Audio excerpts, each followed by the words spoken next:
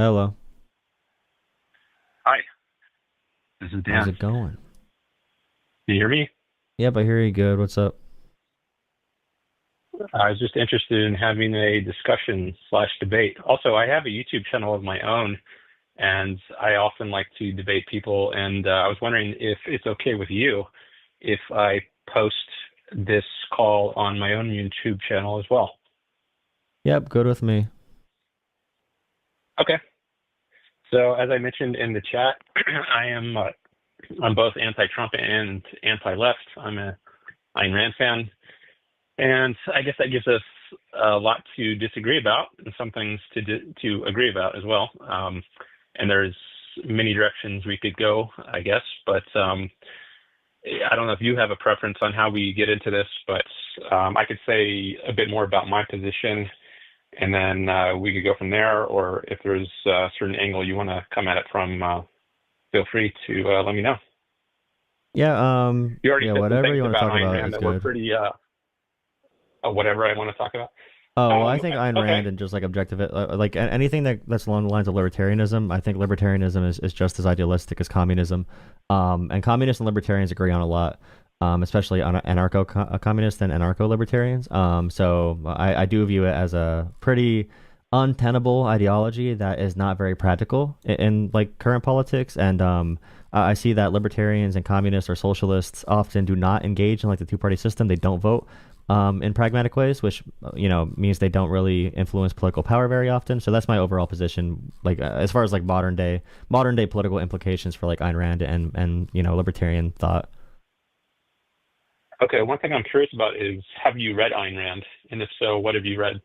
I have not read Ayn Rand for a while. I know a supporter of the channel in the Discord named Raislin, and our Discord talks about Ayn Rand a lot, about natural law and that kind of thing. So we've had discussions about it, but I've not actually read Ayn Rand for a while. But I just go off of my conversations with like with individuals that typically would support Ayn Rand. Okay, so it's been a while. How long ago was it roughly? And what did you read a long time ago? I mean, probably I was reading. It was like a philosophy of consciousness course, probably like or not five, probably like three years ago in college, probably. And Ayn Rand was writing about philosophy of It was about consciousness like free or will. It was about general. like free will and objective reality and determinism, and it was like sprinkled in, but not too much. I wonder what that was. All right. Well, anyways, so one aspect of I think Ayn Rand is often misunderstood and misrepresented. She's strawmanned a lot. And one position that she was very adamant in opposing was libertarianism. So a lot of people will associate Rand with libertarianism, but she actually tried to distance herself from them. She thought that they had hijacked or plagiarized her philosophy basically and took out one aspect of it and then tried to build a political system around that. But I wouldn't call myself a libertarian because libertarians, for one thing, they're often anarchists and they're opposed to the state or the government. And I'm not anti-states, nor was Ayn Rand. She thought there should be a state and a government, but it should be very limited in its role, basically to three functions: the police, the military, and the courts. But it shouldn't be doing, for instance, public education or social security or Medicare. There's lots of government programs which she thought were inappropriate, but she wasn't opposed to the government altogether. She thought it should be voluntarily funded for one thing. There shouldn't be coercive taxation. There shouldn't be regulations, and its role should be restricted to just those three that I mentioned. So that's one reason I would differentiate myself from libertarians because they often are in favor of like competing governments or opposed to governments altogether. So that would be one way I would distinguish my view from theirs. Well, if you're gonna go off like Ayn Rand and or like Adam Smith or others that would argue for a base level of like government and institutions, my big thing is whenever there's a lack of institutions from a public perspective, the private or shadow government gains too much power and it ends in some type of monarchy or a feudal system where there's no way to actually balance power or authoritarianism in the society. So my big issue with libertarianism and communism is that there's no mechanisms for balancing power, checks and balances, and I feel like there's a reason it's never worked anywhere because it always falls to some kind of dictatorship because it doesn't provide the necessary checks and balances or power structures to maintain freedom. There's not enough positive freedom. Ayn Rand and objectivist, or I mean, libertarians agree with a lot of it, but they care more about negative freedoms from government rather than freedoms government can provide, which is probably what I'm more concerned with, balancing those negative and positive freedoms, which I think Ayn Rand is definitely way too far to the libertarian side for what's tenable. So she's opposed to coercion, and that's the reason. So when you say something like positive freedom, I think that means like, that would involve giving people stuff that's been taken from other people and coercively taken from other people without their voluntary consent. And that's what she opposes. And she would say that's genuine freedom means you are not subject to being forced by other people. You're free to act on your own judgment as long as you're not forcing somebody else. So Yeah, but that's not we might have a different possible. idea. That's just not possible. When I say the application is not possible, in the same way that communism sounds nice, that sounds nice. It sounds nice to be equal or to not be, coerced into doing anything at all ever. But that's just not reality. We just cannot exist in that world because someone's always going to try to gain power, and someone's always going to try to maintain authoritarian power if possible. So that's why I would say we need a stronger government to protect freedoms, and also protect people from having their freedoms taken by corporate entities. Because you could say people are being coerced into doing something. I would say, well, if you don't have a strong government to coerce private entities into acting a certain way, those private entities will grow to be too big and coerce people eventually. And we see that with like Russia, especially, I mean, after post-Soviet Union, with the capital influences overtaking the economy and instituting fascism and I guess you could say communism as people would understand today. Mussolini, the market class, helped that reign authoritarianism. Adolf Hitler, they all played a role in taking apart the administrative state, the bureaucratic state. Hitler and Mussolini hated the bureaucratic state. Mao sent people from the bureaucratic state to work in the mines, and people yearn for the mines. They don't really want to be academics and all this fancy stuff that is in the managerial class. So like every time someone wants to have like a dictatorship, they always tear away at the government in terms of numbers, how many people have control over what the government is, but they never actually take away from overall power because it's not possible to restrict overall power and the authoritarian aspects of society if you don't have a strong mechanism to protect freedoms. And that's my biggest gripe is I just don't think it's really possible to survive. Well, I would say those systems like Nazism and communism, there's a very large role for the state. It's very contrary to the sort of system that Ayn Rand upholds with these very limited role for the government. Like in communist Russia, you have the government controlling the food supply, and then you have famines, and you have these bread lines, and you have people, millions of people starving to death, as opposed to like a free market in food supply. Oh, I'm not saying she So agrees with I would them. I'm say, saying that she leads to them. I'm saying in the same way that communism always falls apart. I'm saying that her ideology always falls to dictatorship because she has an unrealistic view of what you need to like deal with in society to maintain freedom. okay, so I guess then a question is, how exactly does a system which, as one of its founding principles, says that the government cannot coerce anyone, can't initiate force against people, how is that going to lead to a total government takeover? I guess I'm not clear on what the mechanism is there. Because you need a way to implement and enforce the laws that you have, or there's a power vacuum, and that power vacuum is going to be taken up by some force, whether it's private entities, whether it's a monarch, whether it's an army, whatever it is. There's going to be a power vacuum, and if we do not fill the power vacuum with some type of liberal democracy that has a strong protection for freedom, the power vacuum will inherently be seized by a bad actor, which is why I favor a liberal system like we have today more so, with a lot of refinements. because we still need to be in the business of orchestrating power on a huge level. The idea we can be completely free from, a coercion and still have a free society, it's just like, it's really idealistic for sure. That's why I said it's similar to communism because, again, in concept, it sounds great, but we just have never seen these things actually like survive in practice.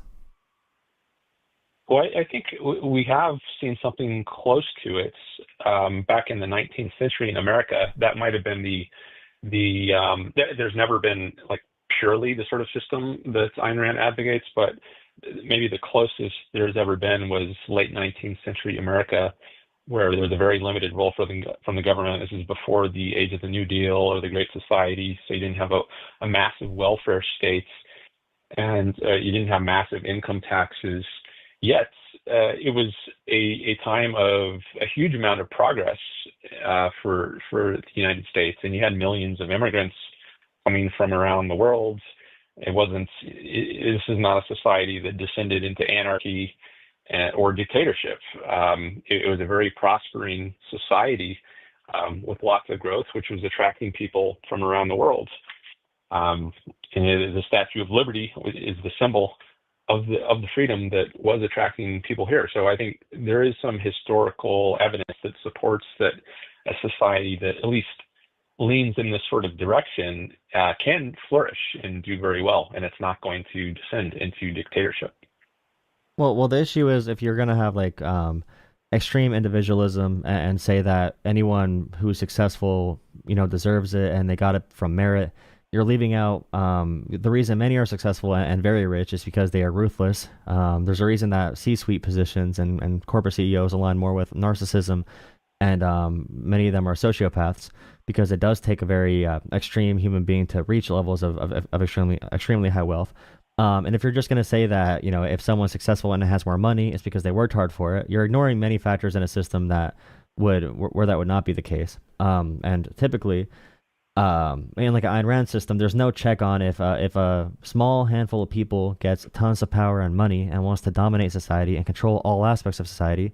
There is really no mechanism for truly preventing monopolization or truly preventing oligarchy or truly preventing some type of plutocracy that spits in the face of freedom. And I would say a more active participant would make sense. And I think collectivism is necessary. Collectivism is necessary in protecting freedom because if you don't have a collective whole reinforcing a structure that can maintain freedom, you really don't have that. You don't have any freedom. And I'm pretty sure that Ayn Rand was against like collective systems or any type of collective mentality because it really was based on individualism and like whatever should happen. It's kind of like the free market is going to dictate what the best ideas are, who the best performers are, and what the best system of government is. But I would just say there's probably a reason why the only examples of communism and libertarianism, again, the only examples working are going to be in the 19th and 18th century, most likely, as far as like what is the most near example to where we are today in the year 2025. There's a reason the only examples you could think of are going to be that long ago because neither systems, libertarianism or communism, neither of them can meet the complexities of the modern world. Well, I have to look to the 19th century to find examples that lean in that direction. Like I think Hong Kong is an example of a case, while again, not purely free, it has a very largely is a free society and it's done phenomenally well. So there are examples from later in history, to the extent that nations have freed their economies, they have flourished. And I think with the freeing up of China over the last several decades, it has also done very well. So that would be another more recent example of how when you adopt principles of freedom, it does lead to more economic success. I would also be interested in discussing the issue of individualism versus collectivism, because you mentioned collectivism, and it is true that Ayn Rand was opposed to collectivism and was pro-individualism. So I'm curious, what would be the justification for you or any group of people imposing your view of what is good or what is right on me? Like if I want to spend my wealth in a certain way, what right do you have to tell me Or like we could take a historical example, Socrates, right? He was sentenced to death in ancient Athens because he was allegedly corrupting the youth. So this was a system where you had democracy, and I think democracy, if it means limited rule by majority, could be okay if you vote on trivial things like what are the color of the policemen's uniforms. But I don't think a democracy should have unlimited power where it can vote on things like should someone have freedom of speech? Should someone have a right to his own property? Should someone have a right to live? But you had something more like an unlimited mob rule sort of democracy, where you had a majority of people who just decided we as a collective we're going to vote Socrates to death because we don't like what he's doing. I would say that's a bad system. That's a violation of his rights. Like, do you think it's appropriate for individuals to lack those kinds of rights in the name of collectivism? Well, that's not the point. It's really what is the best tool for achieving the highest amount of freedom, because there's no such thing as a utopia, which I feel that Ayn Rand or libertarians or objectivists or communists would seek. And Hong Kong is a good example of how this is not true, because I mean China's surveillance crackdown on Hong Kong is extremely terrible. Like they're not free in Hong Kong. I'm pretty sure the opposition party in Hong Kong is actually being forced to disband because of the Chinese secret police and surveillance state. So that's an example of how a free society or an attempted free society, if they don't have a military to back it, if they don't have an actual system in place where they can protect themselves or reinforce the laws they want, they're going to be overtaken by bigger authoritarian power. So I think Hong Kong is actually a pretty self-defeating point. But I would also say just like that's why we have the Constitution. It's a balance of positive and negative freedoms. That's why we have due process. And a big thing right now, if you say you don't like the left or Donald Trump, if you cannot, and this is an issue I have with. I lost you. Can you hear me? Yeah. Sorry. You hear me now? Yeah. Yeah, I was gonna say for like Donald Trump, the issue right now, if someone cannot see the very stark contrasts when it comes to freedoms between Trump right now and the Democratic Party, when Trump is advocating that he can violate the due process of pretty much anyone using the Alien Enemies Act and the Insurrection Act and ship them off to an El Salvador supermax concentration camp essentially, and have zero regard to bring them back, or zero plan, or they're purposely violating rights and court orders right now, and they're purposely violating due process, making the argument that these illegal migrants, these gang members, don't deserve due process. And it's like, well, how do you know they're gang members? And it's like, well, they're sending innocent people there because they're violating due process. And it's probably going to happen eventually where they detain a U.S. citizen and deport them to not even deport, but kidnap them and send them to an El Salvador supermax prison. So when it comes to like mob rule and that kind of stuff, that's why we have due process in our systems of courts. And I think the U.S. nails it pretty good with the Constitution, with the balance of positive and negative freedoms. But I also think that this ideological thinking, what I said before, at the beginning of the conversation, it kind of paralyzes individuals that believe in it, because they don't vote for which I feel is the obvious more pro freedom party, which is the Democrats now, in the current politics, because they're going to be so dissatisfied with the current system being so far from what they want. So they're kind of just like useless political actors in 2025. I know that was a lot, but yeah. Well, just to respond to some of that, I'm very anti-Trump, as I mentioned in the chat. So yeah. I think what Trump has done is horrible, and there's the rule of law is definitely under threat now with Trump in power. And I think it may well be the case that the Democrats are the lesser of two evils, I would say, but I would still say they're evil, because I don't think either party respects rights nearly to the extent. Like, I don't think either party wants to totally abolish something like Social Security or Medicare, and these are programs that are coercively taking away people's income and funneling it to whatever their preferred. I have one question then. Group is. Yeah. One of my main questions would then be: is there a political party anywhere in any society that existed after the 1900s began that you would say is a political party that got power, was able to wage power, and that would satisfy the level of freedoms that you would want? And that's my big question for everyone, or even like right now in the U.S., if there's any third parties winning anywhere, or able to at least influence policies in a good direction. But like, it seems that you could say they're both evil, but I would probably say that, and you might agree, by the way, you might agree that every politician ever has been some form of evil. Like not everyone's gonna have, everyone's gonna have their own drawbacks. But do you have an example of a party you are satisfied with, or are you just kind of like dissatisfied with the state of politics in general? I am dissatisfied in general. I don't think there is any party out there that, at least not any major party, that represents my views. There is a party like called the American Capitalist Party, which might be a name. I don't know if it's actually like run for any offices, but these are people who have used objectivism as a framework for putting forth a platform. But most people have never even heard of this.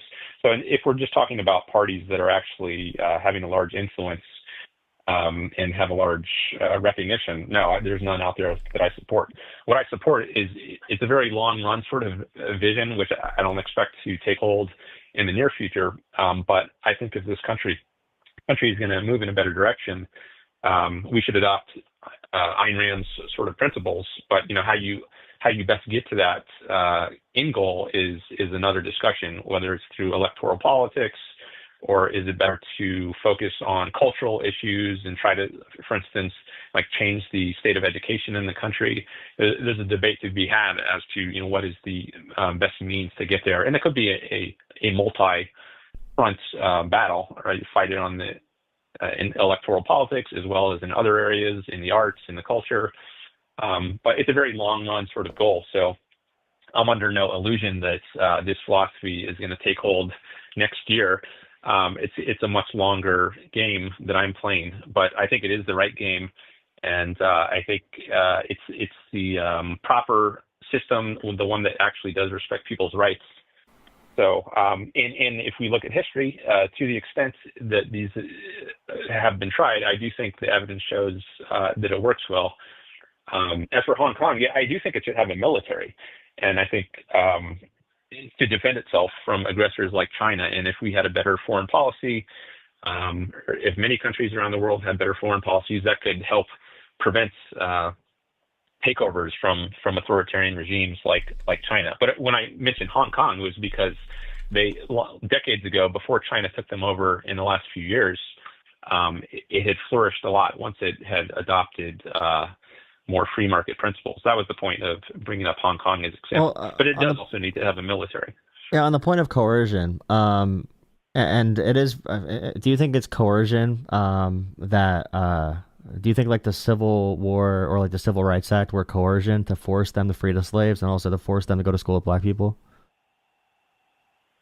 Well, forcing to free someone, I think is not the right way to look at it. Rather, it's retaliatory force. So so Ayn Rand's principle, her most fundamental principle in politics, is that you should not initiate the use of force or start the use of force. But what is appropriate is to use force in retaliation.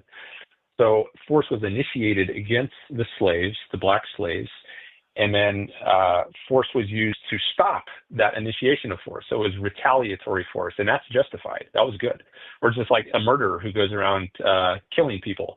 He's initiating force, but if the police shoots the murderer, he's using retaliatory force, and that's justified. Well, here's the hard question, War, too. I would say, yeah. This is where it gets even harder, because when you say retaliation, so another thing, for example, would be like, after the 2008 financial crisis, the government did the Dodd-Frank Wall Street reforms, and one big one was the Consumer Financial Protection Bureau. And you can argue that was retaliation for companies that might screw over people or that might steal money from those who they're serving. If a bank screws someone over on like an interest rate or whatever it might be on a savings account, or if they close someone's account or debanks them, you could argue the Consumer Financial Protection Bureau would be like a big government entity that was made to be a retaliatory effort to combat the corruption of like big banks. And then if they enact policies on the American people that could be seen as aggression, such as monopolizing an industry or purposely harming individuals and cutting them off with natural monopolies and all this other all these other kind of actions. This is where it becomes an issue, because then, I would say that, it's justified to have government expand to protect people from big companies screwing them over, polluting their water.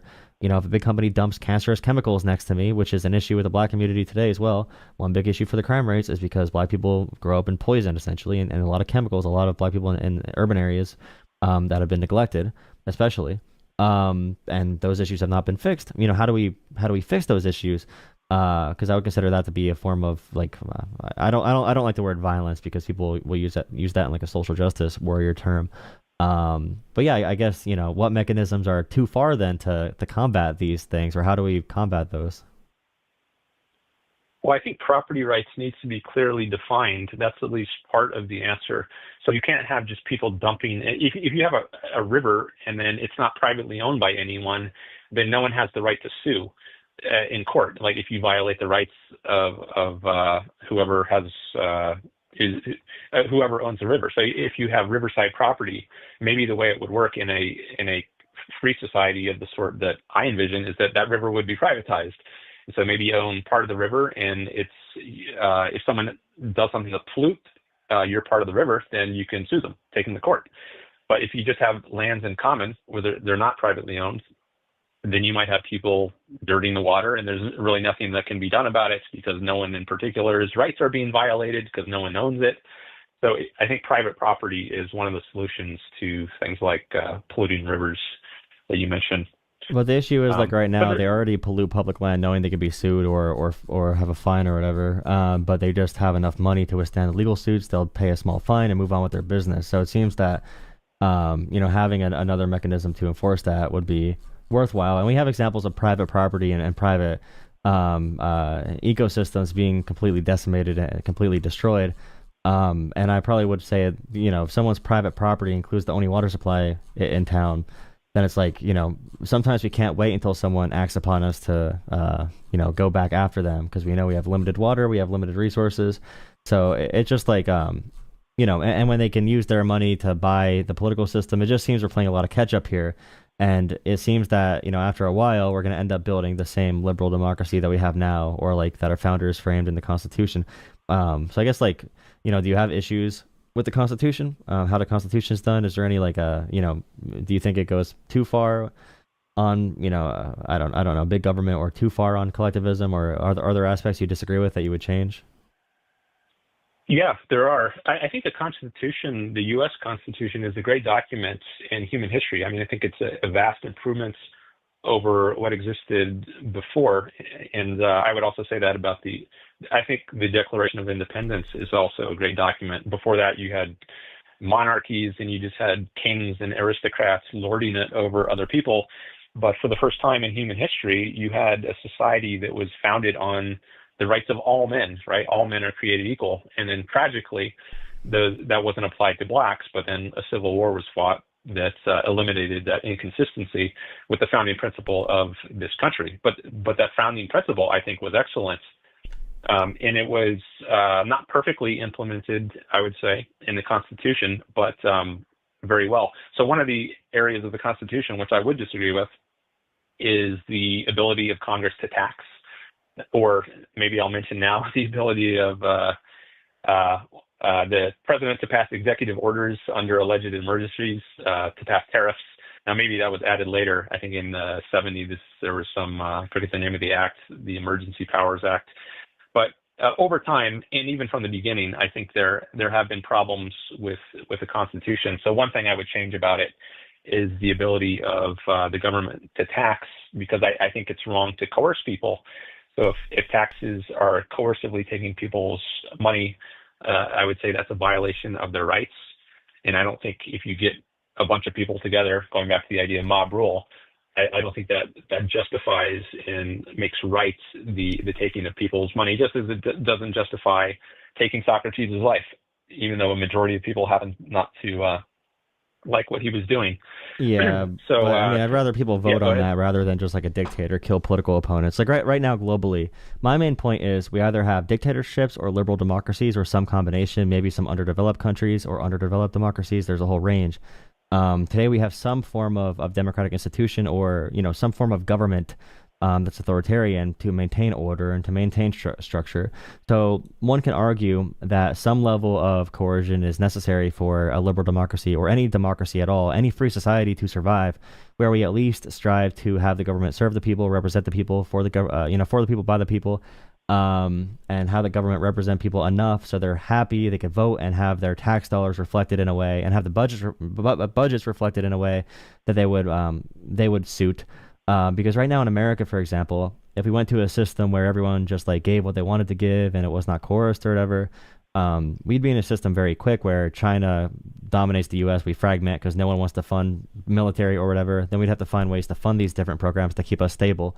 So that's the big issue. Like globally right now, and globally for a while, we've had democracies or dictatorships, and it seems that a liberal democracy that has some coercion is necessary to maintain freedom. Because once we take that apart, we become very nationalist, or very individualistic, and then we lead to world wars, or we lead to conflict, or our countries and economies become pretty destabilized. And when I'm voting, I'm usually looking at, like, what is the government, what is the global government, what is the range of possibilities, and how can I vote in a way that's going to suit the best possible outcomes, in the current system. Because I'm not happy with it, obviously, but I'm still going to vote for. I'm definitely a lesser of two evils voter for that reason. Okay, so I mean, as for funding the government, like you said, you don't think people are going to voluntarily do things like give enough money to support the military. I actually have a video on my channel, which, by the way, is just my name. If anyone wants to check it out, Dan Norton 1 on YouTube. Norton is my last name. The video is called "How to Fund the Government Without Taxes," and one of the things I say is that the societies can be radically different if it's along the lines of what Ayn Rand supposes. So you can't just imagine we have these trillion-dollar programs like Social Security and these multi-hundred billions of dollar programs like Medicaid and Medicare, and we have to somehow come up with the money to fund those. I actually don't think you can, right? If that's the kind of society we're talking about funding, yeah, I do think you're not going to be able to fund it by voluntary means. You only can fund that by coercing people. But if you have a free society where you're not collectivizing people's retirements or their health care, then you don't have these trillion or hundreds of billions of dollars programs to fund. Also, you don't have wars like wars in Afghanistan that go on for decades and don't even end up with a victory. I think our foreign policy would be radically different under the sort of system I envision. We would only engage in wars of self-defense. We wouldn't engage in projects of nation building as happened in Afghanistan. We would get in and we would get out. We would destroy the enemy. It would be a very swift war, and then the war would be over. And there might not even have to be a war in the first place if we had a better foreign policy. Like, we've had terrorism going on for decades. I think one could argue that we should have gone to war with Iran back in 1979 when they took hostages, but we didn't. And then their theocratic regime was allowed to fester for decades, and then they've been they've been getting lots of money from oil and other sources to fund terrorism through proxy groups around the world, through Hezbollah, through Hamas, and it's just been a terrible disaster. Yeah, You but might not have that's had more of a like leadership 9/11. issue. It's another one of those things where every country does this kind of thing. And like America right now, you can argue the reason we are losing to China globally, or at least they're about to surpass us, is because they have an authoritarian government. They can control resources and move them around as much as they want. At least we have a democracy. I think that's a pretty good bar to be at, or we have a democracy for now, at least. I know Trump is probably going to Trump's not leaving office if he's alive. He's definitely not leaving office. I'm 100% sure about that. But for now, we have still a democracy. That might change in 4 to 8 years, but we'll see. It's just a thing where if we are, what you're suggesting would just have us ran over by the nearest country. I think Canada would probably take us over if we did that. It sucks that's I think like what you're saying is good to strive for. It'd be great to have a world like that. But yeah, I'm just looking at the factors around the globe, the power players, and that model would be so inefficient, it would not even be able to protect freedoms. At that point, we would have no model to protect freedoms. America would never be able to even be self-sufficient. Like I said before, there's a reason these societies have never existed at any scale anywhere. Same thing with communism. Like, they get overtaken by bigger countries that do like some type of coercive policies, and yeah. Yeah, I disagree with a lot of that. Yeah, I don't. I think that the failures in the backsliding of the U.S. has been because we have gotten away from those free market principles for over 100 years now. So we had, the New Deal was a massive intervention by government in people's lives, So was the Great Society, the Federal Reserve with the printing of fiat currency. Um, and I think if we hadn't had all these things, America would be far stronger But America than it is is more right now. prosperous and there's less poverty and it's more free today than it was when those things started. Like the globe right now is more free and more stable than when those things started that you just mentioned.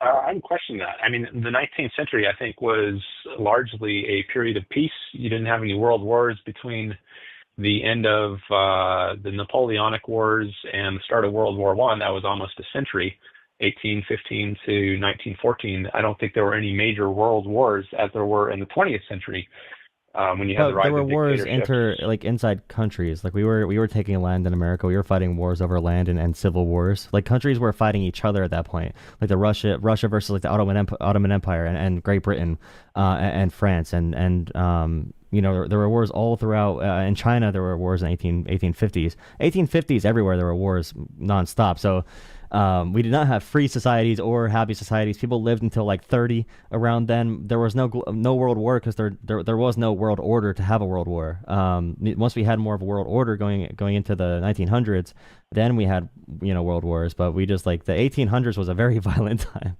extremely violent. Well, that's when there was a skyrocketing in the standard of living. Like if you look at things like life expectancy in standard of living, it's like a hockey stick kind of graph because of all the progress in the 19th century, building on the foundation of freedom that was laid in the late 18th century and the Enlightenment.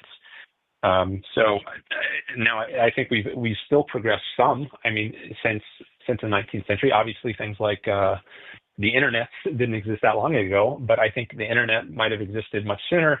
And other technologies, maybe we would have flying cars by now if we had stayed on that trajectory No, but of that's the thing enormous though. progress. But the thing you're saying right now is very ahistorical because like back in the 1800s, life expectancy went up probably from what, like maybe 20, 25 to like 30, 35, 40, maybe. In the 1900s, it went from 40 to like 77 by the end. Like we saw much bigger increases under liberalism and the changes that you just said in the 1900s. Like the 1900s saw huge, drastic changes that we did not see anywhere before in human history, like the human inventions, the medical field, pretty much everything. Yeah, by 2000, people were living until 77 and 80. That was completely new. And they were not expecting to make that much of a strive. And you can say that the 1800s led to what we got in the 1900s, but I would say that 1900s was definitely an improvement on what happened in the 1800s, and the 2000s is probably when we began to backslide, I'd say. Yeah, I don't know all the numbers, like exactly when the life expectancy, what it was, like what age people lived to in the 19th century on average. But I think that the large increase was in the 19th century, and it continued into the 20th century. Maybe not at the same rate, but I couldn't give you the exact numbers. But I am skeptical that there's been more improvement on that front in the 20th century. I would want to verify that for myself by looking up. I don't know if you had a source in mind that you get that from, but that didn't exactly ring true to my ears when I hear that. But I think that the general underlying principle would support my sort of view that the correlation is more between freedom and prosperity rather than coercion and prosperity. Societies where you have the most coercion, like North Korea or Soviet Russia, where you've got a totalitarian state, these are the societies that have famines where millions of people die, where there's lack of progress, their technology is way behind. And it makes sense. Like if you're coercion is anti-mind. This is one of the fundamental principles of Ayn Rand's philosophy. Freedom and force are opposites. Force stops people from being able to think, or at least from being able to act on their thinking. If you can't act on your own judgments, if you're not free to act on your mind's own judgment, then you're not going to make progress. Galileo is a famous example. Right? He was confronted by the Catholic Church. He has this heliocentric view of the universe, but the Catholic Church has the geocentric view, and they put him into house arrest. Well, what's going to happen to science, the progress that comes from scientific discovery, if you treat figures like Galileo the way the Catholic Church did, Well, science where you progressed could a be lot quicker subject once the to government house arrest or facilitated being it. Once burned the at the stake. government, yeah, once the government got involved in science, it started progressing a lot quicker. And I think I can answer your question about coercion and like the Soviet Union being not free. There is no free society without coercion either, because if there's no coercion in that society, it cannot survive. It literally cannot survive. There needs to be some level of buy-in where everyone's forced to buy into a certain system. If you're not forced to be in the system, the society deteriorates and falls apart. Like you cannot name one free society anywhere that has zero coercion. That's not a random crypto country that was, built in the middle of a random remote location. But there's a reason there's no country ever that maintained freedoms other than liberal democracies with a balance of coercion and freedom, positive and negative freedoms. Yeah, it just you probably cannot have freedom without having some coercive forces. I don't think we have any examples of even in the 1800s there was still coercion at a mass scale in mercantilism and all the economic forms we saw back then. Yeah, I don't think freedom. Actually, freedom is incompatible with coercion. So, to the extent there is coercion, I would say it's not a free society. But I don't think retaliatory force counts as coercion in the sense I'm using. At least it's not relevant. Like I do think you can have a society where you've just got a police and a military and a court system, and those institutions, they might use force, but only in retaliation, like to stop. The police will stop rapists and muggers and burglars and murderers from going around society. They'll get them off the streets, throw them in jail. That would be retaliatory force.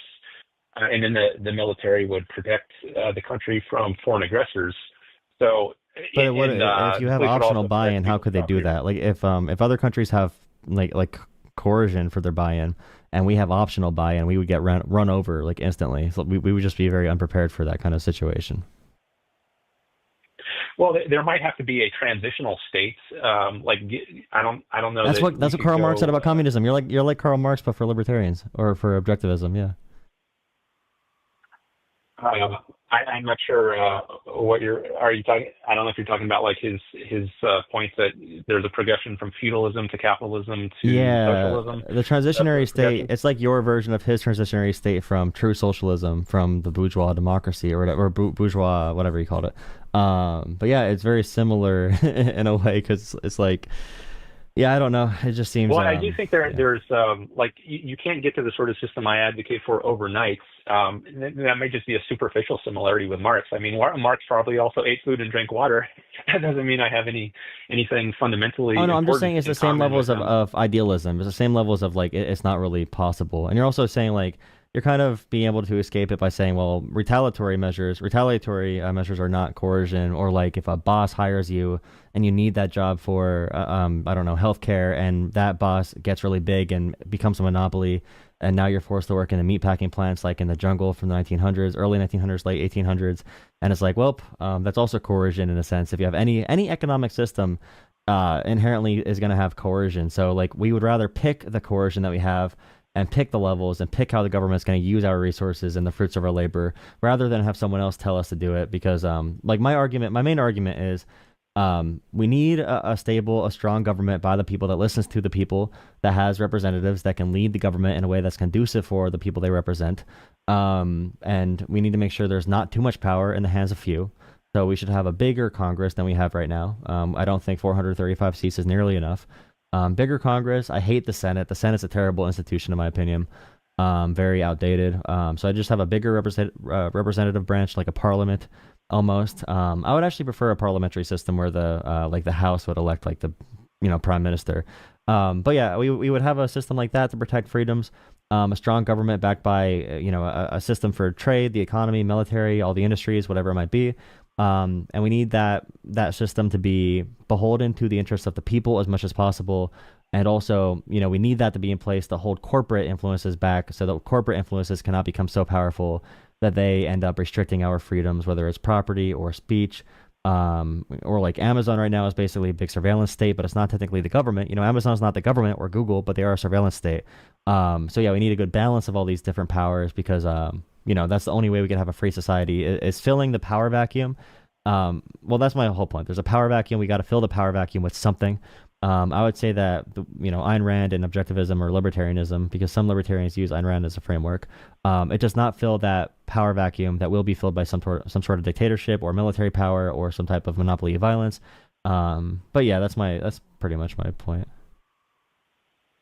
Yeah, I mean, there's a lot there I could argue with, but I won't try to take it all on. I do think there is a to just mention one point, I do think there is a clear distinction between retaliatory force and initiated force. And I don't think a society has to have any initiation of force. I think it could be just solely retaliatory force in response to initiated force. But the government, I don't think there's any need for the government to initiate force. It could just have the role of protecting people's rights, which I think means protecting people from physical force. One thing I'm kind of curious about is Ayn Rand makes a big deal about altruism versus egoism, which is kind of getting to a more fundamental ethical issue which underlies politics. And she thinks that a lot of the her political view is founded on an ethical view, an ethics of egoism. And the only way to really argue for her sort of political system is via an ethics of egoism. So if you think, for instance, it's good to be sacrificial, self-sacrificing, like a lot of religions will say, it's good to sacrifice yourself for the sake of others, and they hold up someone like Jesus or Mother Teresa as an example of an altruistic, self-sacrificing person. Well, if you think self-sacrifice is good, then maybe you shouldn't oppose a system that violates your rights and that tramples all over you, that treats you like just a cog in the machine, maybe like the Soviet Union. If you don't fit into the state's 5-year plan, then you can just be dispensed with, versus a system based on an egoistic kind of morality where the proper ethical role of the proper for ethics for a person to follow is one that enhances his own life, his own well-being, his own happiness. So, like, what is the point of living? Is it to serve something beyond yourself, something larger than yourself, the nation or the state or the society? Or is the purpose of life to benefit yourself, to make the most out of your own life, achieve your own happiness? And I think your answer to that question is going to have big implications for the kind of society, the kind of politics that you support.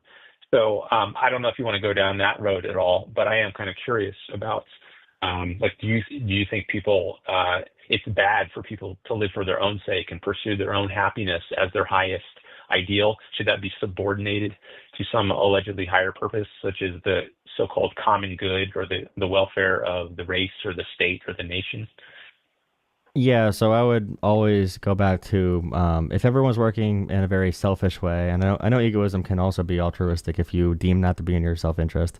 I get it's hard to say because if you say you support egoism and it doesn't need to be in selfishness, because I'm trying to frame this like I would always say that it benefits everyone to think collectively, because if we don't maintain standards in society where we treat other people well, the world is not going to be on a foundation that could support your own happiness if you can't support other people's happinesses and freedoms as well. So I think it's good to work to serve others, and if you serve others, you live in a safer society. I hate the rugged individualism of America. Everyone goes outside afraid of each other, angry at each other, thinking it's a zero-sum game. I think the competitive attitude has torn apart countries. It becomes nationalism. It becomes very dangerous. Becomes very tribal. Because everyone's thinking, I'm going to defend my own self-interest. I'm not going to support the immigrants or the Muslims or the Jewish or the Christians because I'm not a part of that group, and I have to stay in my in-groups. I don't care about the out-groups. We can't really come together then. So yeah, I would always say it's a good mentality to want to benefit others, but I also think it can be a very selfish endeavor to benefit others as well, because it does create a world that I would prefer to live in. For example, I don't want to be around people who are suffering, so I would be okay with us coming together and helping the homeless, even if it's coerced. I would say, all right, guys, we have to help the homeless, and we're going to vote on this. If it wins the vote, we're going to do a policy that can help them, and then everyone in society can engage. And I also think those measures are necessary for like an actual free market. If you want to have the idealistic free market, you need to act outside yourself and maintain a system, that'll be balanced. And try to remove like systemic barriers for anyone to engage in a free society. Because then removing barriers to freedom for anyone removes barriers to freedom for everyone. That's usually what people say. Okay. So you said you were opposed to rugged individualism, and you think people helping out others can also be beneficial for yourself. I guess I'm curious to dig into that a bit more. Like I think there's a compatibility. There can be, at least, between helping others and helping yourself. Like any job you might work, you're a clerk at a grocery store. Well, you help people get their food, but at the same time you're earning a paycheck. So you're helping yourself simultaneously as to when you're helping others. So it's a win-win kind of transaction. It's not a win-lose where you have to benefit at the cost of someone else. Rather, both of you benefit. Both of you are engaging in a trade.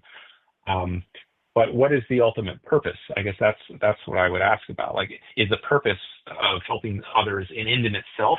Is it something you do for its own sake, or is it because it benefits you to benefit others? I would say that the reason to help others is because, if there is a reason, it's because it somehow comes back to benefit you. Otherwise, what is the point of it?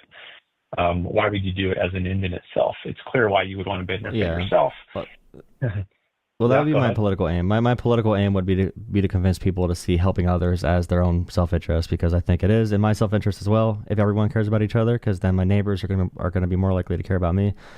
We're not going to be fighting each other over resources. We could come to more collective and more proper solutions to problems, rather than just trying to take what's ours and maybe screwing people over when we could easily share resources and prosper. I would definitely look up. I forget how to say it. It's North Korea's ideology. It's called JUCHE. JUCHE. Sorry, JUCHE. I forget the actual pronunciation of it. But like these authoritarian dictatorships, like Russia, North Korea, they preach self-reliance. So they actually believe in like rugged individualism. They believe in extreme protectionism. Do it on our own as a culture. And they perverted that into saying we can allow no outside influences. So sort of like Trump right now with America, saying like we're going to build everything in America, we're going to have everything internal to us. We cannot interact with these globalists or whatever. Usually when leaders start talking like that, they're moving towards a more authoritarian system. And the North Korean ideology that I'm bringing up, it's really interesting because I would say that Republicans, or at least the Republican Party in America, shares a lot of the same rhetoric. And there's like a book that one of the Kim Jong or Kims, one of the Kims, I forget how the names work for the whole family line there. But one of them wrote the book. I think they might have an updated version for Kim Jong-un. I'm not really sure, and his perspective on it. But yeah, it's very, very similar. It's very militaristic, very it's like collectivist but also individualistic. It's a weird mix. Like usually communism or fascism or authoritarianism has that like third position element, but the rhetoric they use is very similar to like the Republican rugged individualistic language in America. And I think that shows like I don't know, it just seems that when you care too much about the selfish nature of it, or what my group is, whether I'm white or in a religion, I just think it forms too many separate factions in society. Well, to mention individualism in connection with a place like North Korea, or I don't know if you would include Soviet Russia, it just sounds like a total distortion of what the view actually is. I mean, individualism means individuals are sovereign. They are the most important thing. Oh, I agree with you. That's a key point, though. I'm not saying that again, I'm saying that the libertarian, Ayn Rand, objectivism, all those ideologies can be distorted very easily to become the authoritarian. Because look at Trump right now with the Republican Party. He was able to use that rhetoric, and he's probably one of the most authoritarian. He definitely is the most authoritarian president in the past since FDR. Definitely, 100%. And in much worse ways than FDR. He's also going to be, he's using the Alien Insurrection Act or whatever, just like FDR did for the insurrection camps. But yeah, Trump is a huge authoritarian, but he still uses that like individualistic messaging, but he's able to distort it. So I'm saying that these ideas have a higher propensity for being distorted to become systems like over there, or to be perverted into those systems. That's my whole claim about this. I'm wondering what individualistic messaging you're referring to when you mentioned Trump using it, because I'm not, off the top of my head, I don't know what you might be referring to. I'm kind of curious. Did you have something in mind in particular? Because just the entire concept of like it justifies these natural hierarchies. Ayn Rand does, where it's like if you're in power, you deserve to be in power because you are better than others by some mechanism. It's not really a monarchy. It's not a theocracy. It's like I don't know what the Ayn Rand version is. I'm sure someone can help me out with this. But it justifies the systemic imbalances in society by just saying like, oh, this person's up there because they deserve it, or like Trump says, I have good genes. I'm just a genius when he was just like a trust fund baby that was given free money, and he was never even a billionaire. Like he just lied about that. In America, in much of the same way, many of the billionaires are just straight scam artists. All these people in Trump's administration in his cabinet, they are all financial fraudsters. They did not make their money through decent means. They have not invented anything. You can argue Musk maybe. He mostly just moved around financial assets, but Musk is probably the only one that's even somewhat involved in real business managing. Most of them are legitimate like fraudsters who worked with China and Russia on a bunch of like actual slimy business dealing. So it's like they use the language of it's hard to. I have to think about this more thoroughly, but they use the language of individualism and like personal freedom, and they use it to become collective. That transition is very difficult to match onto how they go from individualism to the collective. Yeah, I have to think about that a little bit. Okay.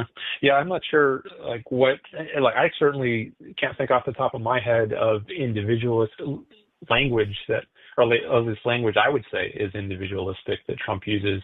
What would you say I are mean, some it like says some, slogans that you consider to be individualistic then? well, like the Declaration of Independence has some kind of important language, like all men are created equal and have the rights to life, liberty, and the pursuit of happiness. I think that's a pretty individualistic viewpoint. Not putting some people above others, saying everyone has the same kind of rights. Um, and as I mentioned, that unfortunately they didn't apply that consistently at the beginning because they had slavery, but eventually, fortunately, that abomination was removed, and then that individualistic principle was eventually implemented in practice, at least much more consistently when the rights of blacks were respected.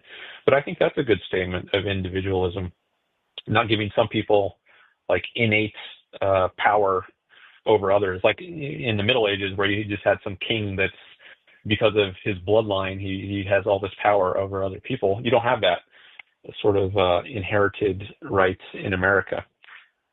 So I think America is more individualist than that the prior system of monarchy or feudalism or collectivism in a place like Soviet Russia, where you have this duty to live for the state and be part of the state's 5-year plan or whatever it is, instead of being able to pursue the kind of career you want, pursue the kind of goals that you want to pursue. You have to be subordinated to the state's goals. It's not your life to live. Rather, you're subordinated to the state's. So I don't know what, maybe there's that Marxist slogan, from each according to his ability to each according to his need. I would say that's kind of an anti-individualist sort of statement, right? You're not able to benefit yourself based on your own abilities. Rather, whatever you're able to produce is siphoned off and given to others. So I guess I've given you two I contrasting think sorts of examples.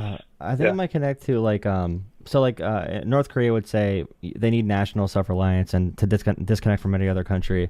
They hate any collaboration with outside cultures, and that's like a Trump ideology as well. They're very pro-protectionism. They support their like ethnic nationalism. Right now, it's Christian nationalism and also American exceptionalism. When someone would say like you need to be self-sufficient and work hard on your own and have personal responsibility, that would then become like a national thing where it's national self-reliance instead of just like personal self-reliance, but where it's distorted and it ignores the other concept of what matters for freedom. If someone is a wealthy business owner right now, and they pollute all of your water and take all of your jobs and put you all into factories that don't pay at all, that person can then come and say, and maybe that person was born into a rich family and they got government contracts to be successful. That person might come in and say, wow, you poor people must not work hard. You just don't have enough personal responsibility like I do. When in reality, those people work much harder than the wealthy owner, but it justifies that wealthy owner's position in society because it's like, okay, we have a natural order. He worked harder than us. He's more successful than us. He's more skilled.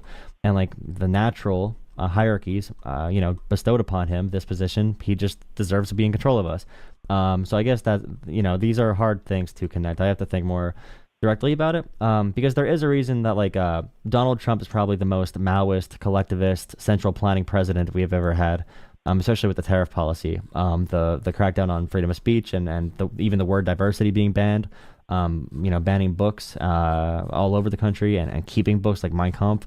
How did the Republican Party, which prized themselves on this like rugged individualism and personal responsibility, so quickly become cult members that were going to, be so pro-authoritarian and want to have a dictator and say we need a king, we hate the Constitution, we hate due process, the king, whatever the king says should go, and now we have people begging for his support. So how does the Republican Party, which prides itself on rugged individualism, then become the party of the blatant authoritarian is probably my biggest thing to think about. But yeah, we've been going on for a while. I want to give you a chance to respond to that, then we can end on something then.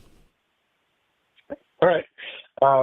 Well, thanks for having me on, by the way. I appreciate it, and as well as the time. I have been on for a while. I would say, it is a good question. Like, how did the Republicans at least gave lip service to things like individualism, yet they're now kind of mindless drones, I would say, in many cases, the MAGA crowd. And Trump will say something like, they would vote for me even if I shot someone on Fifth Avenue. I do think there's a lot of mindless following of whatever Trump's latest whim is. So whatever they might have used to be in the past, they certainly aren't individualists anymore, I would say. And I also don't think things like nationalism or protectionism are individualist sorts of ideologies. I would say they're anti-individualist. People should be free to trade, for instance, with other individuals wherever they happen to be, without any coercion stopping them from doing so, and to set up these arbitrary metrics that have to be met, or quotas or tariffs, where if you're going to do business with someone else, then you have to pay certain tariff tax, just because they happen to be in a certain country. I think that's a total violation of the rights of the individuals who are actually doing the trade. So I wouldn't say these are examples of individualism. I would say these are examples of collectivism, and I do think they fail to work. And maybe I'll just end on this point about, you mentioned like billionaires inheriting wealth.